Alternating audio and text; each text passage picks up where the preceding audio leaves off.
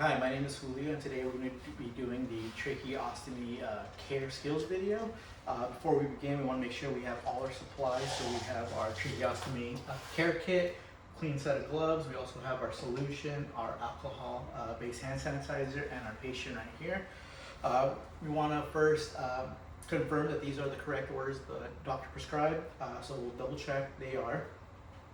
And once we check that, we want to go ahead and gather supplies. We're going to go inside the patient's room. So we'll knock, go inside, we're going to close the door, close the curtain, provide patient privacy. We're going to set our supplies down, and we're going to go ahead and practice proper hand hygiene.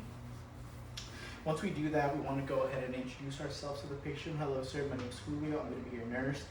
Your doctor ordered that we care for your tracheostomy site. It's going to take roughly around 10 minutes. Do you have any questions before we begin? We want to give them ample time to ask questions. If they don't have any questions, okay. But after we give them time to answer questions, we want to go ahead and verify they're the correct patient. So we're going to ask for full name and date of birth. Sir, can I have your full name and date of birth? They give us the correct information. We're going to verify checking their medical band. It's the correct patient. So once we have that, we're going to go ahead and raise the bed up to a proper working height, and we also want to raise the head of the bed, either semi-Fowlers or Fowlers, unless contraindicated. Once we have a good position for the patient, we want to go ahead and conduct a full cardiopulmonary assessment. We want to take vital signs. Once we do that, we want to go ahead and connect the patient to a pulse oximeter, which is going to stay on the patient throughout the procedure. We also want to pre-oxygenate the patient for 30 seconds. And assist them by telling them that they need to take full deep breaths. So we'll go ahead and place the patient on oxygen. We also want to suction if it's necessary. Luckily, the patient doesn't need suctioning at this point. So once we have all that, we're going to go ahead and put a clean set of gloves on.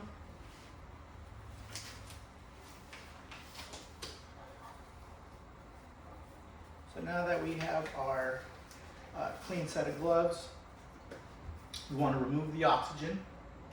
Now that's removed, we want to go ahead and take out the soil dressing carefully.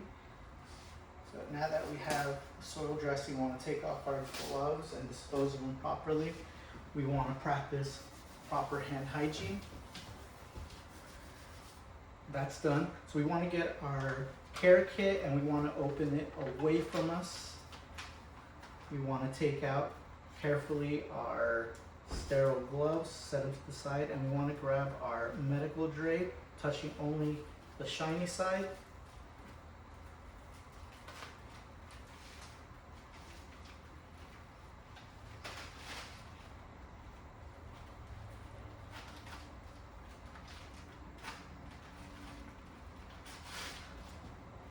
And set that right there.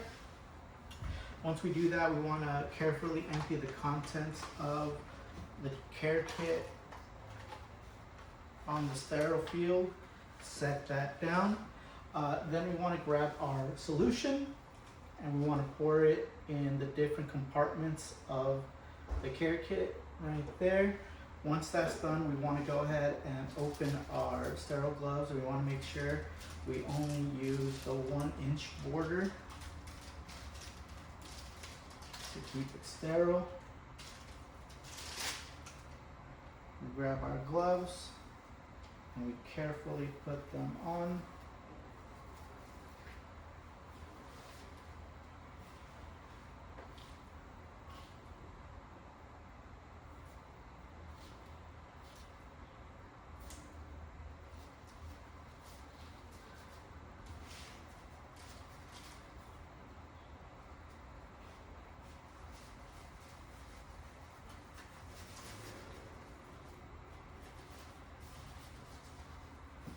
Go. Once we have our gloves on, we want to take time and reorganize our supplies here since we are currently sterile. We want to go ahead and grab our Q-tips and we want to let them soak in the compartment right there. Once that's soaked, we want to go ahead and remove the inner cannula by unlocking it, following the curvature of the trachea, and we want to go around the sterile field, and we're going to leave it in there soaking. With our sterile hand, we want to grab our brush, we want to grab the inner cannula, and we want to go ahead and clean it properly. Once that's still clean, we're going to go ahead and place it in the second part of soak. We want to go ahead and avoid the sterile field, and we're going to dispose of that properly. Then we're going to go ahead and grab the clean cannula, inner cannula. We're going to let it dry. Once it's dry, we're going to go around the sterile field, and we're going to insert it following the curvature and lock it into place. Now that it's locked into place, with our sterile hands though, we want to grab Q-tips, and we want to go ahead and clean around the stoma, dispose of that. I'm going to grab another one. You want to clean the face plate, dispose of that, and you want to grab another one, and you just want to clean around the trachea over here and dispose of that. Now that we did that, we want to go ahead and grab our 4x4, and we want to go ahead and pat dry. Dispose of that. Grab another one. We want to make sure everything is completely dry. There you go. And then we're going to dispose of that. Now that we have that, we want to go ahead and change the band around the patient's faceplate. This is usually a 2-provider procedure, but since we don't have one, we're just going to simulate that we have another provider, but I'm going to hold the tracheostomy in place. So we want to go ahead and just hold it in place, and we want to go ahead and just untie this.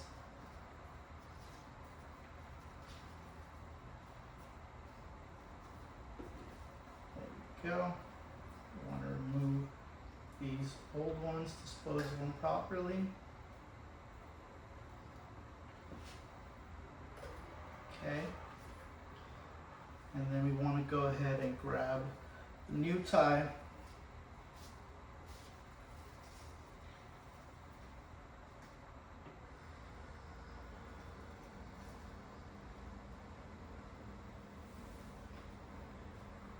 There we go, also holding in place because we don't want it to dislodge. We're going to help the patient out right here.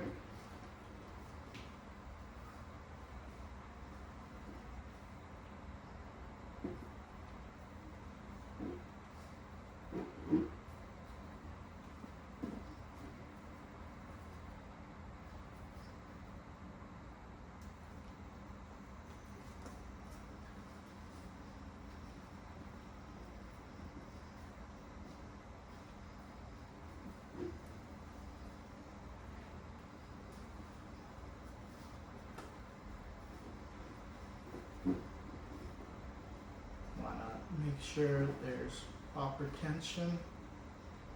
There we go. And then we want to tie it right here on the side.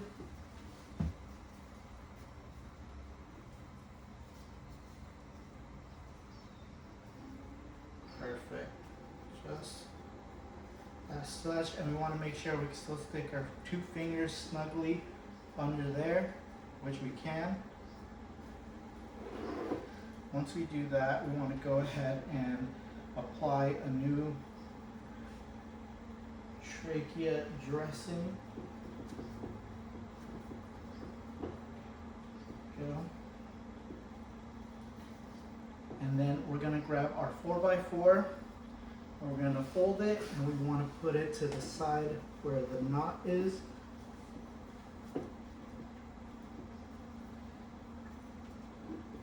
And we're just going to fold it,